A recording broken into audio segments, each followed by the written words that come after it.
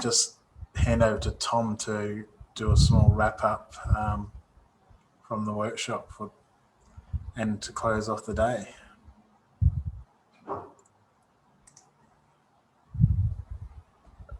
Okay. Thank you, Ben, and thank you everybody for participating. It was a bit of a long day, but we're all getting paid for it, so we're right. It's part of our job, so we can cope with this. I think the first thing we've got to remember is that we should all feel very proud of the work we're doing, and make sure that we extend that out. We are, if you think about it, probably the only service in the nation that's getting health outcomes well beyond everybody else. Now, we're not the total saviours of people from smoking and the outcomes of smoking, but we are a major contributor.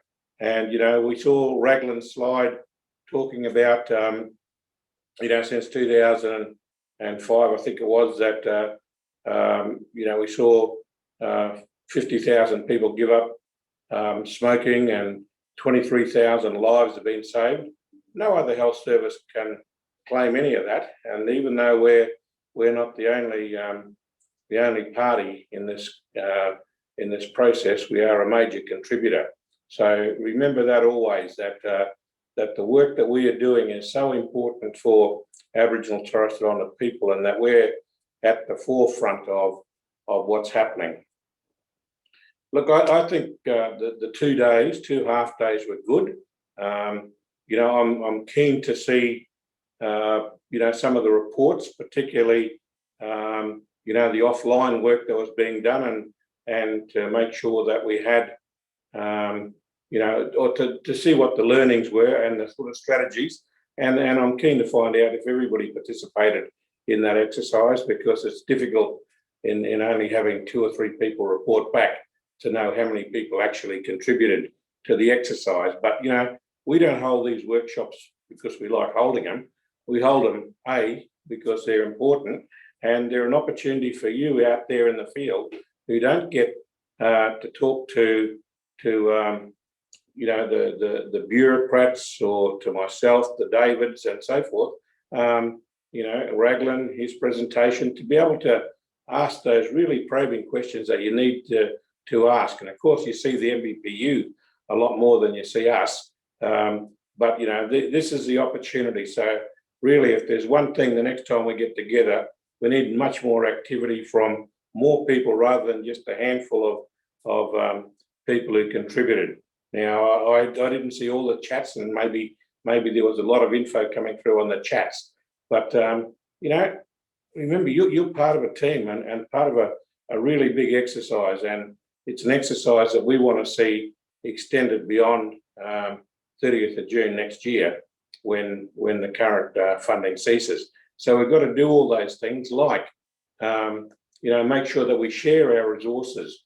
Now, we saw some great videos in the break yesterday, and I know some of them I hadn't seen, so they were really, really good. And I know that when I talked to some of the departmental staff, they were equally impressed as to what was out there. But was that all there was, or are there many more? And maybe that's a question that Ben can let us know, and where we can access those. But the main thing is that it's not for our enjoyment. It's even though we do enjoy them, but it's also about making sure that they get onto TISRIC, so that when ministers' offices or anybody else goes in to see what we're doing, we're exposed. We know that they know that their investment is valuable. So resources, exposure is important. As in, you've heard me say it before, and I said it again the other day, is that yesterday, that when we have events, we've got to make sure we invite people along to them and profile them, so that we get the exposure that we deserve, because we are making a difference across the nation. Look, I'll go through just a couple of highlights. I thought the presentations were very good. The information presented, and I mentioned the videos. The opportunity, to go back and again reflect on some of these, and Ben indicated that this is all recorded. I know we won't get it all. I didn't get it all as people talk, but But if we go back and reflect on what's in these videos or what's in this recording of the 2 days, and just see and make sure we share that with colleagues who couldn't be here at the workshop, but also in providing feedback back to your non-TIS managers, and make sure they understand some of the messages that came out, and particularly the successes and some of the impediments that we might be experiencing. Remind them that on the 25th of May we're going to have the CEO recall, and we'll be talking about some of the issues that were identified here with them, if it is applicable. But we want to share the good news stories. I think I mentioned before that, was here, that we met with Nacho this morning, and so there's going to be a greater effort by Nacho themselves to start to work with their affiliates to get some of the messaging across, and what David talked about, the new guidelines, is a great exercise for the future, and knowing how that's going to influence all AMSs, because this is a team effort. We're a contributor to it, maybe a major player even, but we can't do it alone, and it's got to, how do you mobilise everybody else in doing it?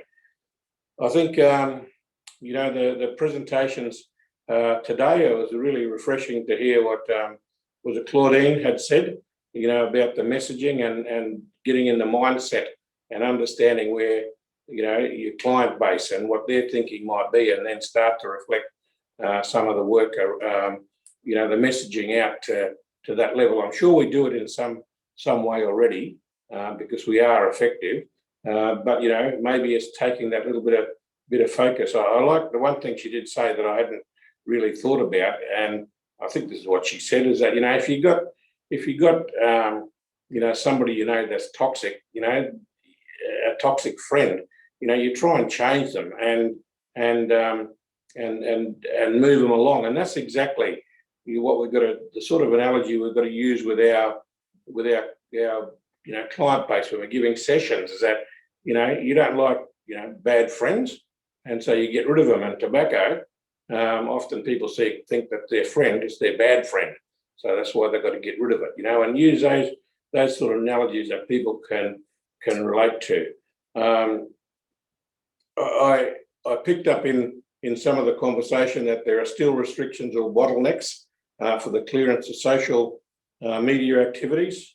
I think some of them are appropriate, but I think you need to report back, in your activity plans or with NBPU, if they are really impeding your capacity to work, and that has been a problem in the past. I think it still is a problem where, and I can understand it from the CEO's perspective that they don't want their AMS, blemished in any way by poor media, but they've also got to realise that you guys have got a job to do in the TIS teams, and even though you're co-located and the funding comes through the AMS, you're out there to do a job, and it's not just for the AMS, it's for everybody. And it was good to hear. I think it was Dean who said it, that their marketing material doesn't have an AMS logo on it, but there's a provision for anybody to put their logo on it, because you're not there to promote the AMS, you're there to promote the TIS program, and as it may be, you're part of the AMS. But that way, you reduce the potential for confusion with people, because we're population health, and the service is the brief interventions, one-on-one, etc., smoking cessation. Listen to what David was saying about the myths, and there's a lot of misinformation out there, anything from vaping to NRTs to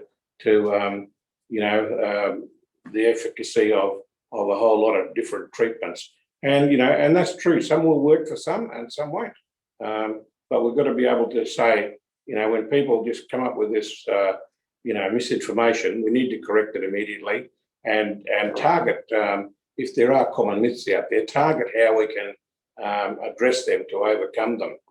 I think what I heard in a couple of the presentations, there still seems to be a little bit of confusion about the role of the TIS team and the role of the clinics or the AMS hosts. And, really clearly, I put that slide up earlier, which in my presentation yesterday, from the Minister, that we are population health. We're not there to service the clients of an AMS. They might get picked up because they're also clients of the community, but, we shouldn't be in there, I heard in one of the presentations, delivering messages to pregnant women in the clinic. That's the role of, the nursing ANFPP's role. It's the role of the clinics. I went to Geraldton in WA, their clinic, totally standalone, their midwifery and maternity clinic. They don't have anything to do with the TIS team, but they do everything that we do. But they do it one-to-one with their clients, with their nurses, and with their midwives.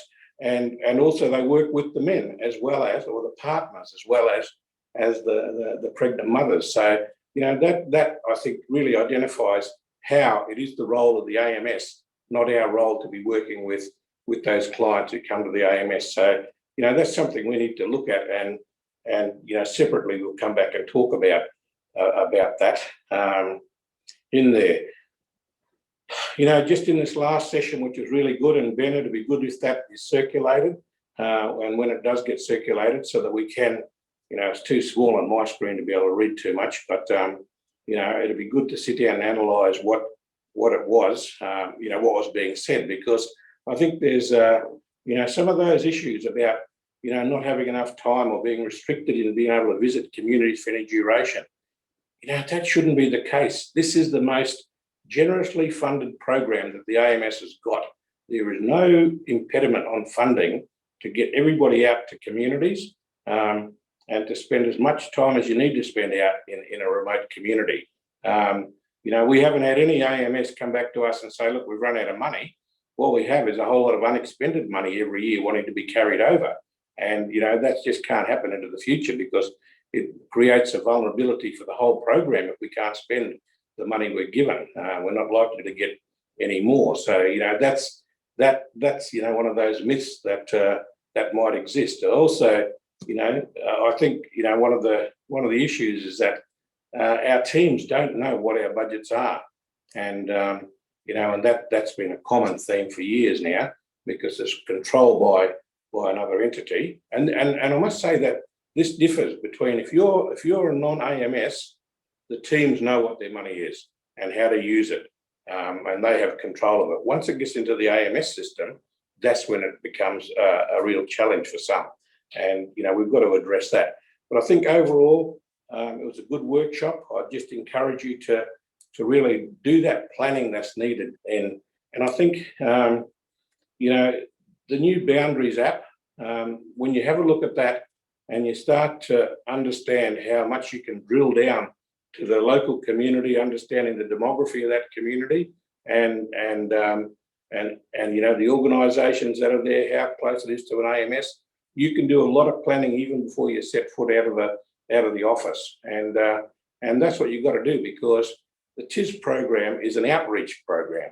It's not an in-service program, it's an outreach program. So we've got to get out and do that field work that we need to do. And that's a great planning tool that we should do. But, I know it sounds a bit negative in some of those things, and I think that's important to be able to get across. But overall, as Raglan said, as David had, reiterated, and I did too, we are succeeding.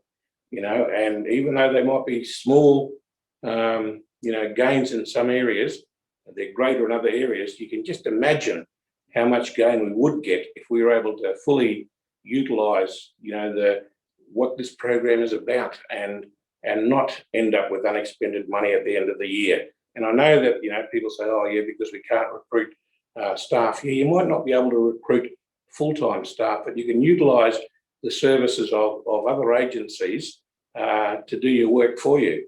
And we're in the top end. There was a utilisation in years gone by. I'm not sure what's happening now with people like the Heart Foundation, and who do similar sort of work to us, or other agencies who can go out and deliver messages and do it. So all you've got to do is be a bit creative. If you can't do it internally within your own resources, human resources, because you've got the financial resources to be able to contract in other people. And the key thing is that if you are caught up with any of these impediments, you've got to let the NBPU know. You've got to make sure it goes into your report, or let me know, and we'll take it up with the, and we won't do it in a way that's going to compromise any individuals here. It'll be done in a way that, we'll talk to a group of CEOs or whatever and get those messages out. But, both, myself or the department can do that. The FAMs can do that, but we can only intervene when we get the information back from you guys. And look, I think, it's been a good workshop, and I really, hope that the next time we meet, we'll be able to really say, yep, we're really making a big difference. And particularly while we organise this workshop, because we've got to look at strategies and different innovative ways to try and make a difference in communities. And, it's like, I'll highlight it, like Deadly Choices, right? They use ambassadors in a really good way, and they're external people that they engage to get the message across. And we can do that within communities as well. And I know when I went out to Galawinku, we were doing, they've engaged people out there in the community who've taken the message out, because they've given up the smokes, and they want to be able to share the outcome. So, it's all those sort of communities. But anyhow, keep up the good work. But if you've got problems, restrictions within your organisations, let us know, and we'll help free the way forward. Thanks, Ben, and thank you, guys. Thank you, Tom. Okay, guys, it's been a long 2 days, half days, but still long days. Thank you all for being a part of the workshop. Thank you, Penny, and other NBPUT staff who've supported the workshop today. Before all of you go, there is the link to the evaluation survey in the chat box. Please complete today's survey before leaving, or I'll send another email out to remind everyone after the workshop as well with that link. But thanks again for joining us. All of this material will be online after the workshop. As Tom said in his wrap up, if there are any things that you challenges and things that are impediments to your program, by all means contact your project officer here at the NBP. It's been a pleasure putting this workshop together. I hope the next time we do something like this, it is back face to face. Yeah, it's been great. Thanks again for joining. Can I just jump in there to just say thank you very much, Ben and Penny, for putting this together. It is a virtual, which cuts out a lot of other things that we would hope to have done in a face-to-face. So thank you very much, much appreciated. And thank you also to the presenters and everyone that attended. And we hope to meet you all soon face-to-face. And thank you very much, Tom, for the great wrap-up. It was excellent. I think you put everything into that very quick wrap-up. So thank you. So that's all I'm going to say is that, yeah, I'm really, really happy that this happened and it was virtual, and Ben did a great job, as well as Penny, working closely with him. Thank you, Eileen. Thanks also to Sunil George, who Sunil, yes. has been supporting the Yes, workshop, sorry. to facilitating the Zoom for us. Thanks again. Thank you. Thank you, everyone. Bye for